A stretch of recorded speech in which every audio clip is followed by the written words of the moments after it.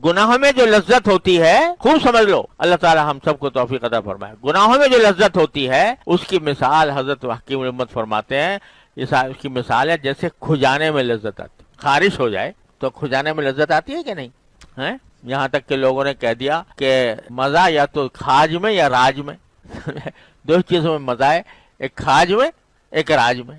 तो अगर जब आदमी को खारिश होती है, खुजाने में कितना मजा आता है, लेकिन आखिरकार क्या होता है? जख्म हो जाएगा नहीं, लेकिन जिस वक्त लज्जत आ रही होती है उसके उस वक्त हाथ रुकता भी नहीं कि भाई रोक ले हाथ को, मजा इतना आ रहा है। तो हजरत फरमाते हैं गुनाह की लज्जत जो है वो खारिश की लज्जत के जैसी है, खारिश की लज्जत जैसी, जिसका अंजाम खराब है। लज्जत तो है लेकिन खराब है, उसका अंजाम खराब है। ऐसी गुनाह की ख्वाहिश जो है, गुनाह की तलब, ये भी एक जबरदस्त लज्जत महसूस होती है गुनाह के अंदर, लेकिन अंजाम उसका खराब आखिरत में तो है ही। ये तो तयशुदा बात है, गुनाह का अंजाम आखिरत में खराब है, ये तो बिल्कुल तयशुदा है, इसमें कोई शक व शुबे की गुंजाइश नहीं है।